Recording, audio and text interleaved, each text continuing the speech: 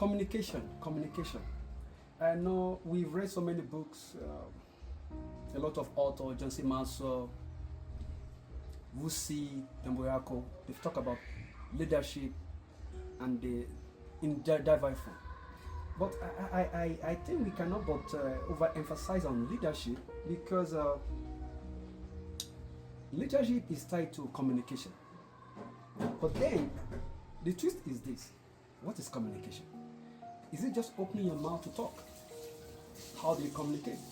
And we've come to find out that the biggest problem with communication is the illusion that it has taken place. You spoke, but you're not in here. You listen, but you didn't understand. So what is communication? We talk every single day, but how often do we actually communicate? And then what is communication? Communication is not just about speaking, it's being understood. And how do you want to be understood? The first thing is having a precision pitches. That's what I actually define. Having a precision pitches give you clarity to understand the other person. I came across a book recently, and it was talking about the so-called, most of all we do selective communication. We are only trying to respond, not listening. We're only trying to respond, not listening. So that's what we call selective communication. You're only selecting what you want to speak. Because why is this always important? It's always important for us to actually diagnose and process our thoughts. Actually, I got that word from one of my mentors back then. He used to say, Kenneth, process your thoughts. And I'll ask myself, what do you mean by processing your thoughts?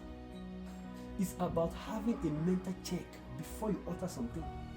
Sometimes you may not speak, but even when you're not speaking, you're already communicating. Now, let's quickly talk about the type of communication. We have verbal communication, this one we have right now, because as a leader, public speaker, or a coach, whatever capacity, this one is part of the one I'm talking about. Non-verbal is the body language. We're going to have a series of that to talk about the body language. Because we are not talking, if you see the way I'm sitting down, I'm communicating. If I stand in a different angle, I'm also communicating. Written, of course, we have written the digital space, we communicate to the digital space. Active listening is the passion what we should do. If you want to be well understood, make sure you listen more. Make sure you listen more. If you want to be understood, make sure you listen more. And lack of communication can be confusion either in the organization, in the home, in couples, in diverse ways. Lack of communication.